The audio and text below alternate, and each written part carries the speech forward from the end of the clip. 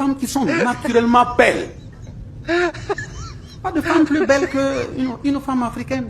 Moi, j'ai répondu à une correspondance la fois passée pour dire il faut que ce soit la première, la dernière fois, vous envoyez une telle correspondance, à la commission. Vous envoyez une correspondance pour parler de Miss AES. Miss quoi? Chez nous, au moment où on dit de retourner aux sources, qui vous a dit que la valeur de la femme africaine, c'est de se mettre nue, venir déambuler des gens pour dire que c'est toi qui es belle? On ne doit pas exister, hein. La femme africaine qui est belle, c'est celle qui s'est très bien habillée, respectable, qui connaît sa place. La femme africaine. Vous avez regardé nos mamans là. Combien d'enfants? 10 enfants, 11 enfants.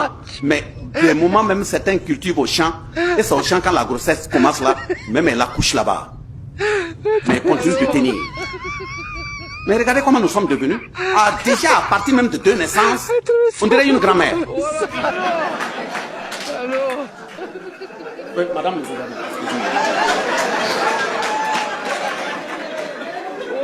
la différence entre la confédération et la fédération, j'ai dit qu'en janvier 1959, on a eu des problèmes parce qu'on est parti directement en fédération. Et la fédération, ça devait signifier qu'on a un gouvernement commun.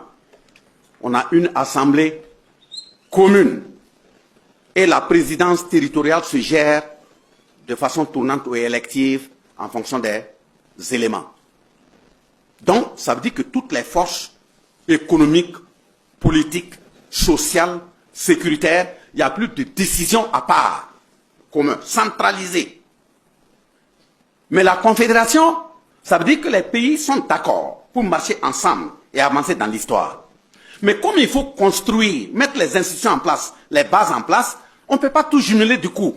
Si vous jumelez tout du coup, il y aura des problèmes. Je prends un exemple.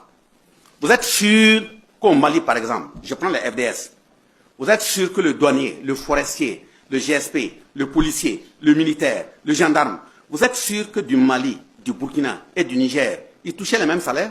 On ne peut pas brutalement unir les gens comme ça. Il faut aller pas à pas. Vous êtes sûr que les enseignants, ils ont les mêmes rémunérations? Il faut aller pas à pas. Donc, de ce point de vue, on prend des secteurs clés sur lesquels nous pouvons parler de la même voie d'abord, tout en construisant au fur et à mesure. C'est ça une confédération. Ça veut dire que chaque pays garde toujours sa souveraineté en grande partie, mais il y a des éléments sur lesquels nous pouvons travailler, des piliers sur lesquels nous pouvons travailler ensemble. Et ce sont ces piliers qui sont définis à l'article 4 de la création de la Commission nationale. Et ce sont ces piliers qui ont été définis le 6 juillet 2024, quand il y a eu le collège des chefs d'État au Niger, en disant que pour l'instant, en entendant d'aller vers la fédération, nous allons dégager 3 piliers qui, pour nous, sont essentiels, sont fondamentaux, et puis, au fur et à mesure, on va évoluer. Donc, le pilier défense et sécurité, le pilier diplomatie et le pilier développement. Donc, si on avance d'ici l'année prochaine et qu'on trouve que ces piliers-là, on a construit, c'est bien solide, on peut vraiment venir ajouter notre pilier qui est le pilier judiciaire. Et quand on sent qu'on est prêt, les piliers ont été correctement constitués, les institutions fortes ont été mises en place, on a la possibilité d'évoluer maintenant vers une fédération. Parce que si les problèmes sont très nombreux, et vous les prenez, vous les mettez ensemble du coup comme ça, à un moment donné, ça peut ne pas aller.